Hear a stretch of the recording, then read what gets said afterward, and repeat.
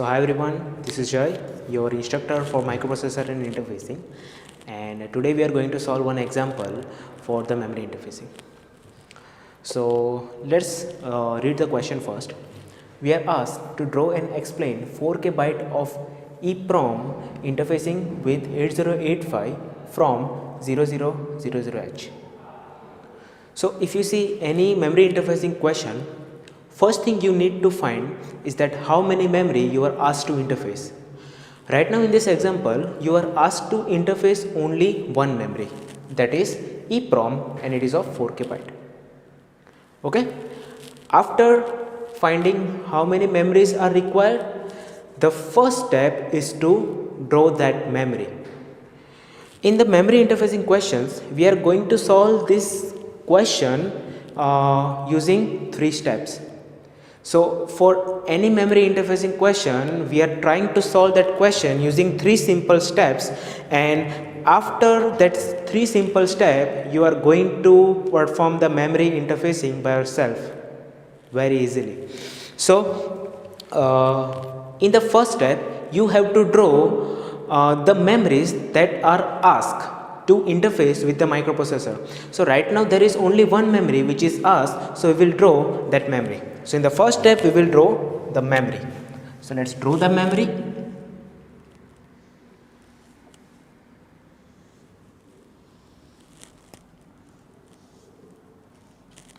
Now the size of the memory, it is a 4K byte.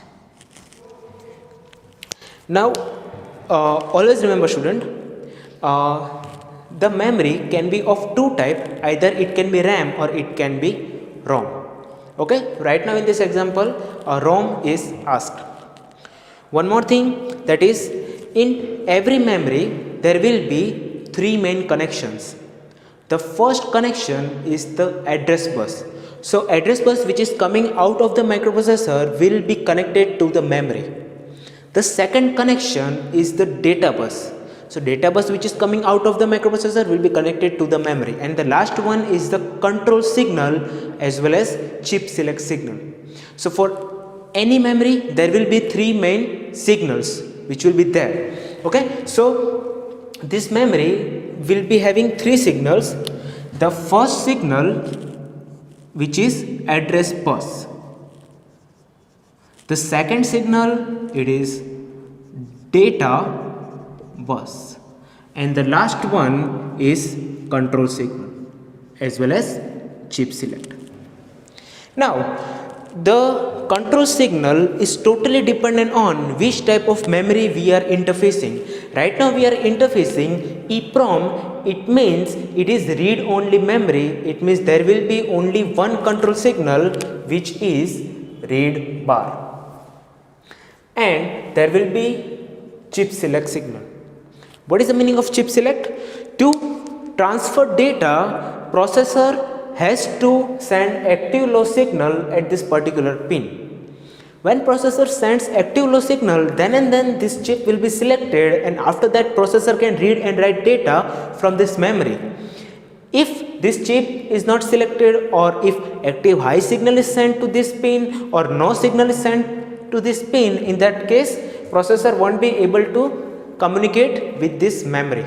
So chip select is a must to transfer data between processor and memory. The next thing that you can see on the chip is the address bus. What is the address bus? Using address bus, processor will send address value, and using the address bus, processor can select particular address location within a memory.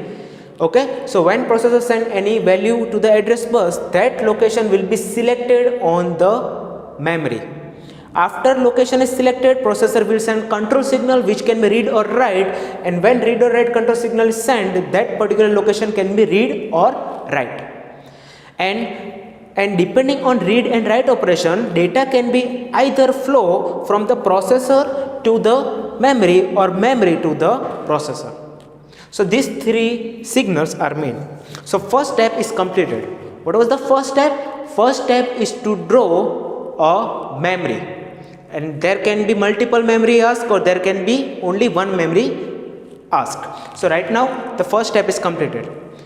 In the second step, we are going to draw a memory map table. What is memory map table?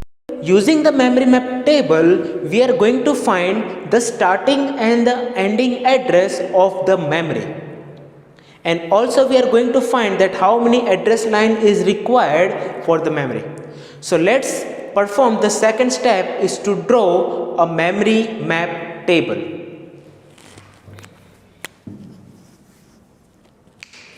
Okay students, so in the second step we are going to draw memory map table. You can see this is the memory map table. Now what are the different fields for memory map table? The first field that you can see is the address line, which is from A0 to A15. So total 16 lines is required. If you remember, for the microprocessor 8085, the size of the address bus is 16-bit. So these 16-bit address lines are written here. Here you can see there is a starting address and the ending address. Okay. Now if you see in the question, we are given the starting address. So let's write the starting address, which is already given, and in the starting address it is 0000H, which is in hexadecimal, and if you convert into binary you will get all the zeros for 16 lines. So let's write the starting address: 0 0 0 0 0 0 0 0 0 and 0. So in the starting address all is 0. Now I want to find the ending address. Now this thing is a little bit tricky. To find the ending address of particular memory, the first thing you should know is that how many address line is required for that memory. So it is a 4K byte ROM. It means to interface 4K byte, we have to provide some address lines. So notice students, from A0 to A9, total how many address line? 10 address line. If you provide 10 address line to memory, we can access 2 raised to 10, it means 1K memory. So using A0 to A9, using 10 address line, we can interface 1K byte of memory. So from A0 to A10 means 11 address line, we can interface 2 raised to 11, it means 2K memory. From A0 to A11, it means how many address line? 12 address line. So 2 raised to 12, it means we can interface 4K memory. It means that to interface 4K byte of memory, how many address lines are required? How many address lines are required? A0 to A11, it means total 12 address lines are required. So for the starting address of the memory, for the starting address A0 to A11 is 0. To find the ending address for the particular memory, we will set all the bits, all the address lines which is connected to that particular memory to 0. So to find the last address, we will set A0 to A11, which is the address line required for 4K byte memory, and we are going to set this to 1. So we will set all the bits to 1 1 1 1 1 1 1 1 1 1 1 and 1. Okay. Okay students, now you may be thinking that sir, what to put for the remaining address lines, which is A12 to A15. Now we got it that A0 to A11, which is to be interfaced to the memory. A12 to A15 is the remaining line. So what to do with the remaining line? So always remember the value which is present in the remaining lines at the starting address will be same at the ending address. So at the starting address, the value for the remaining lines for A12 to A15 is 0. So for the ending address, it will be 0. It should be 0. Why we are putting this value same? Because these extra lines will be connected for the chip select. Okay, and this logic is for chip select, and this logic should not be changed for one particular chip. Right now we are finding starting and ending address for one particular chip. It means that for any chip, for interfacing any chip, for the remaining address line, the value which is present in the starting address should be there for the ending address. So for the starting address it is 0000, and for the ending address it will be 0. Okay, so now the second step is completed, which is to draw a memory map. Now let's see the third step. In the third step, we are going to provide all the necessary connections with the memory.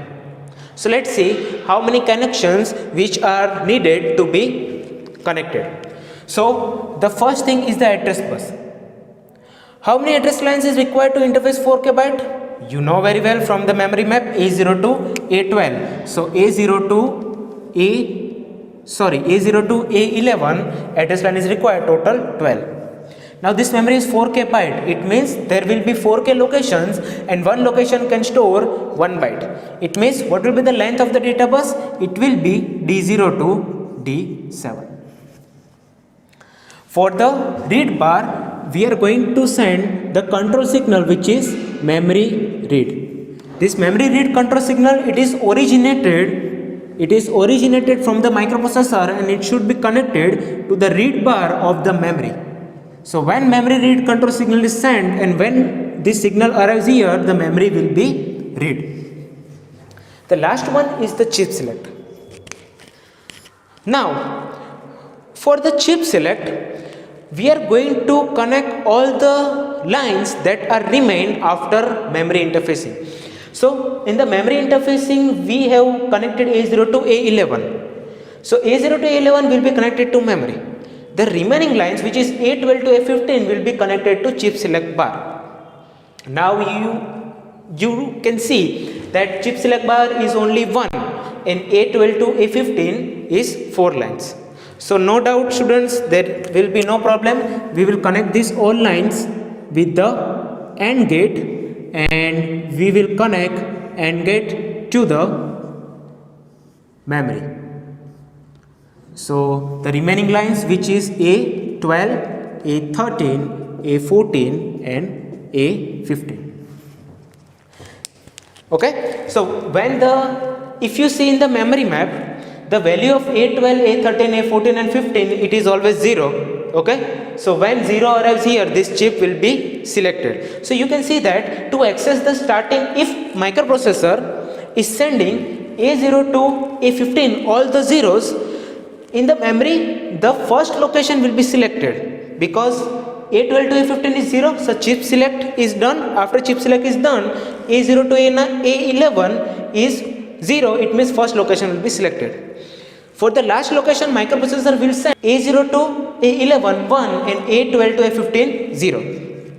So when A12 to A15 is 0, it means that chip is still selected, and A0 to A11 is 1, it means last location in the memory will be selected. Now this memory map is in which form? It is in binary form. We have to represent in the hexadecimal form. So let's represent in the hexadecimal. What will be the starting address? 0 0 0 0 H. For the ending address, 0 F F F H. So this is how a memory interfacing question is solved. 3 simple steps. Okay students, so I think this is it for today's session. If you still have any doubt, you can ask me in the comment section, and we are going to see some more examples regarding to memory interfacing. In the next example, we are going to interface more than one memory with a microprocessor. And I think this is it. Thank you so much.